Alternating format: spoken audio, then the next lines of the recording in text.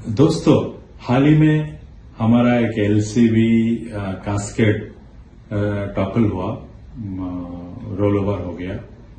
हम लोग देखे हैं पहले भी कोई सारा इंसिडेंट हुआ है जिसमें एलसीवी कास्केट टॉपल हो जाता है और ये काफी डेंजरस होता है क्योंकि ड्राइवर का उसमें मौत भी हो सकता है, बट इस केस में ड्राइवर बच गया था।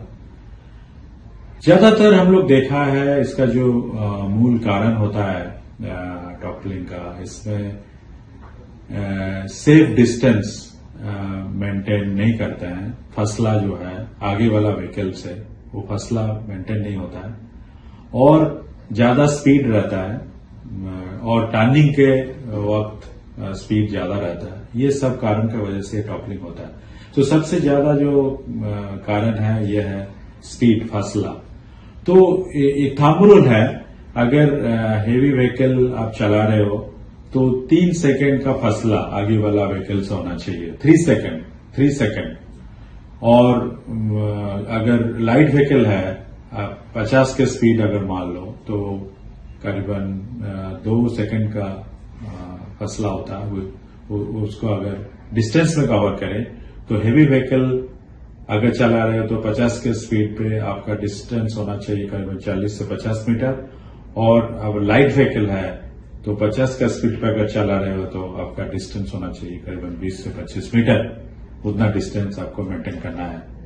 आगे चल के एक वीडियो देख लीजिए, इस पे आपको पूरा एक्सप्लेन किया हुआ, ये आपको सही तरीके से इसको समझ में आएगा। सामने से जो कार चल रही है उससे आपने 3 सेकंड का डिस्टेंस रखा है और आप 50 की स्पीड पर चल रहे हो, तो उस कार के बीच में और आपके कार के बीच में गैप हो गया 60 मीटर्स का या फिर 65 मीटर्स का। और दोस्तों फॉर एग्जांपल माने कि आप 80 की स्पीड से चल रहे हो और आपने सामने की कार से 3 सेकंड्स का डिस्टेंस रखा हुआ है, तो ऐसे वक्त जो उसकी कार के बीच में और आपकी कार में गैप हुआ 90 से 95 मीटर्स का। इसलिए दोस्तों हमें जो सेफ डिस्टेंस जो है, सेफ गैप जो है, वो मीटर्स में नहीं बल्कि सेकंड में गिनना है।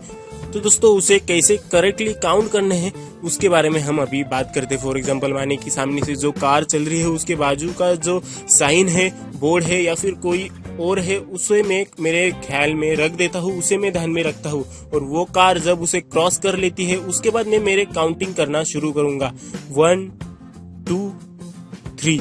तो दोस्तों ये हो गया हमारा सेकेंड्स में डिस्टेंस कैसे काउंट करना है उसके बारे में। और दोस्तों क्या मैंने ये सच में 3 सेकेंड्स का गैप रखा है मेरे कार के बीच में और सामने वाली कार के बीच में?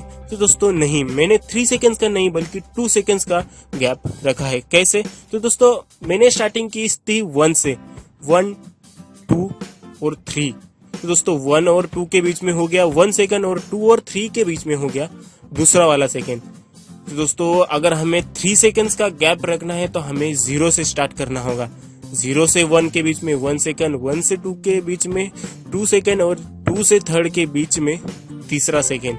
तो दोस्तों ये करेक्ट वे हो गया हमारा सेफ डिस्टेंस काउंट करने का।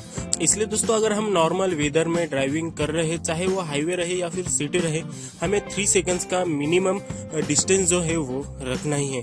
और अगर हम बारिश में किसी कार को फॉलो कर रहे हैं तो ऐसे वक्त जो हमारे जो सेकंड्स है वो हमें बढ़ा लेने हैं, वो हमें 5 से 6 सेकंड्स का डिस्टेंस जो है वो सामने वाली कार से रखना ही है। और दोस्तों अगर हम किसी बाइक वाले को फॉलो कर रहे हैं तो उनके बीच में भी हमें 4 से 5 सेकंड का डिस्टेंस रखना काफी ज्यादा जरूरी है, क्योंकि वो कंटिन्यूअसली लेन चेंज करते रहते हैं। तो दोस्तों आपने ये वीडियो देखा है, इसमें जो मेन मुद्दा है, जो डिस्टेंस मेंटेन करना है, फसला रखना है, 3 second for heavy vehicle and 2 second for light vehicle.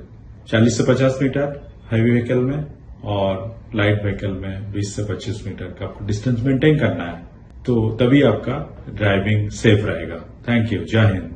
Safe drive.